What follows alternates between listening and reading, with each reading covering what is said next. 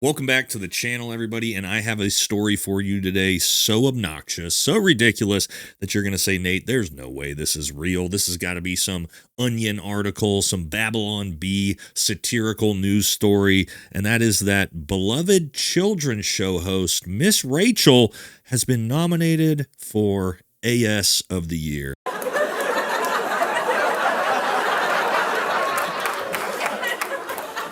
That's high praise.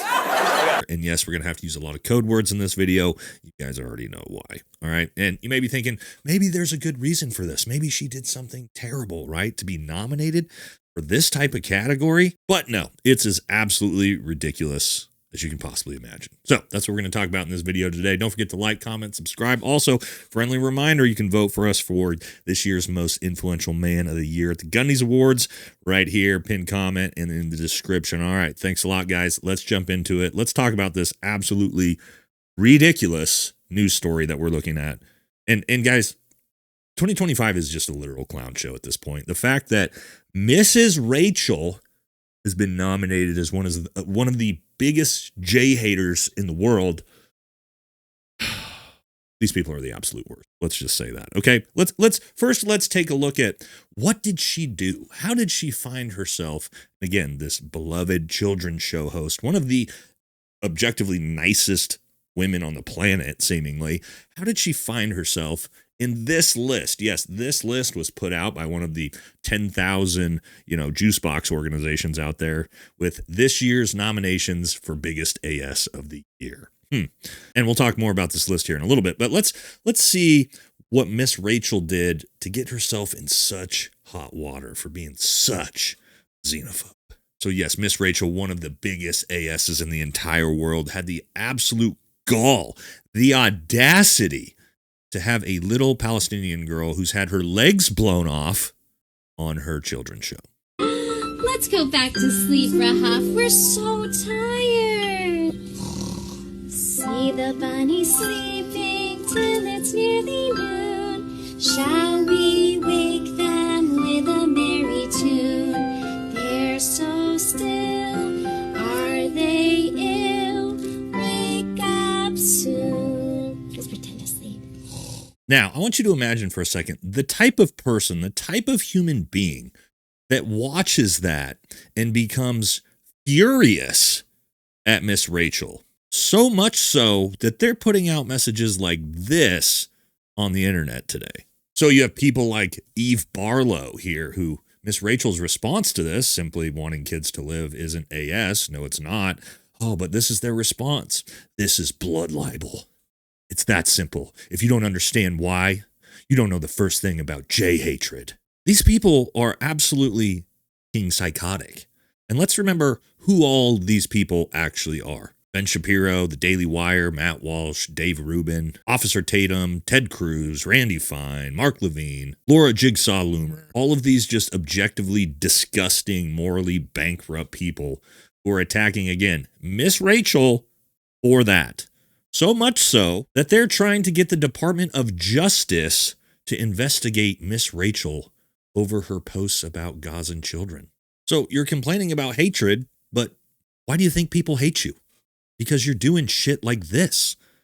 Nobody is going to take you seriously when you're going after Miss Rachel and putting her in some top 10 nomination in the world for biggest racist. Like, it's just not going to fucking happen. And Miss Rachel, I mean, she's just objectively a badass, because did she kowtail to the psychotic mob and come out and apologize? No, she came out, she stood on business, and she gave everybody the proverbial go f yourself. Present the business. I mean, I could care less. I have very strong morals and values. Write articles, attack me. I know who I am. God knows who I am. I'm here to serve children, and I will not back down. So they want to portray her as this rabid J hater, but if you actually look at Miss Rachel and what she's done with trying to advocate for children all over the world, by the way, including children in Israel on the other side, but they don't care about any of that. You can advocate for kids in Sudan and the Congo and Nigeria, Israel, all you want, but the second you want to advocate for a little Palestinian child, now you're a racist. You have spoken out about kids in Gaza. I've seen you speak about in Sudan. You mentioned the Congo a moment ago when you first started working with Save the Children. You've posted about kids from Israel who were taken hostage and killed horrifically. You've posted about all these things, but when you speak out about kids in Gaza, Palestinian children, some people, I should say a minority, go crazy. They think it's somehow controversial, it's divisive. And you said the word humanity. Are Palestinian children less human than other children? Should we care less about them? I don't quite get where the controversy is coming from. What you're doing is just so human. It's sad that people try to make it controversial when you speak out for children that are facing immeasurable suffering. The largest cohort of child amputees in modern history. That acronym for a child who has no surviving relatives. And I think it should be controversial to not say anything. So what Miss Rachel is doing is not controversial, by the way. It's objectively correct. It's morally correct. It's biblically correct. It's the people who are attacking her that should be the ones who are absolutely disavowed and shamed.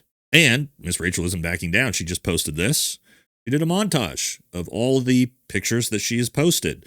And I want to just go through these guys so you can decide for yourselves if what she is doing is morally reprehensible and if she's this vicious AS that they're all claiming.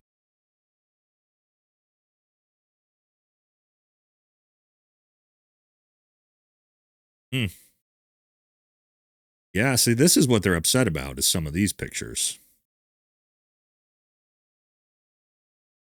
Yeah, amputees. This is why they don't want it posted. So it has nothing to do with who she supports. It has everything to do with her exposing what's going on. And that, we all know, they can't have. And so we said we'd come back to the list, okay? There's a couple more things I want to talk about. One, this top 10 list they made. And two, the fact it's not just Miss Rachel who's been declared a vicious AS this week. Also, the Pope has been declared a J-hater. And so, yes, the Pope, the Catholic Pope who had the absolute audacity to go visit Lebanon, was immediately declared a vicious AS. That's high praise. Because he's the Pope and he went to visit another country. And then, of course, yes, Netanyahu threw a tantrum about this and asked Donald Trump for another $43 billion. So, yeah. So we'll talk more about the Pope here in a second, but I want to get back to this list. Yes, this list. The top 10. Kind of bizarre. Some very big names missing here, by the way, but they got Tucker Carlson at number 1. Miss Rachel comes in at number 2. And then, yeah, some other prominent names on here. Bryce Mitchell, Cenk and Anna both on there, not surprised. Stu on there, not surprised. But I gotta say, everybody is very, very shocked that the boogeyman, the conservative boogeyman, everybody says is the biggest AS in the world, Nick Fuentes.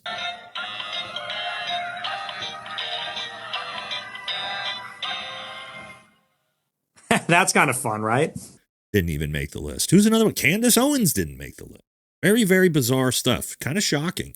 And so nobody is going to take this shit seriously when you have people like Miss Rachel coming in at number 2 for biggest AS of the year. And you know what? We're going to stand in solidarity with Miss Rachel here. She's got no business even being up on this list at all, even satirically, okay? So what we're going to do, we're going to remove her and we're going to put me on there instead, and then we'll say that's far more accurate. Because at the end of the day, the term doesn't mean anything anymore. If you're going to label Miss Rachel a J-hater, then nobody's going to take you serious anymore. It's like being called racist. Nobody cares, okay? Like everybody rolls their eyes back in their head and here we go again, right? It doesn't mean anything. It's the boy who cried wolf, okay? And they cried wolf 1 million plus times now and nobody gives a shit anymore because of this. Because you are calling the Pope and Miss Rachel this. So you need a new game plan. You need a new playbook because obviously this shit ain't working. So let's jump back to the Pope, because why are they actually so mad at the Pope? Is it really because of this trip to the Lebanon? No. What it's really all about is that Pope Leo announced today that the Catholic Church supports Palestinian statehood. They support a 2-state solution. He went on to call out Netanyahu for refusing to recognize Palestinian statehood and called for Palestinian statehood anyway. And so, yes, that is why they're so mad. Also, this is the other reason they're panicking. We all know this is happening, okay? And the reason why this is happening is not because of Miss Rachel's posts. It's because of access to information. and people just seeing what's going on. They're just using their eyeballs. And if you really need more proof on which side's the bad guys, here you go. Hillary Clinton speaking up about how misinformation on social media is influencing young people's views, specifically when it comes to Israel and Palestine. So when you're on the same ideological side as Hillary Clinton, you're probably not the good guys.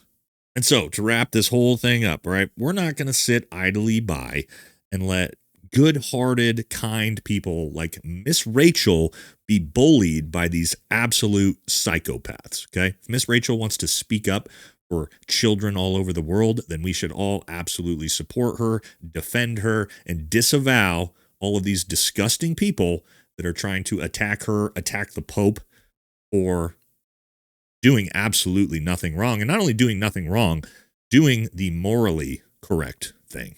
So let me know what you guys think in the comments. That's going to do it for this one. I'll catch you tomorrow night for our live at 5 p.m.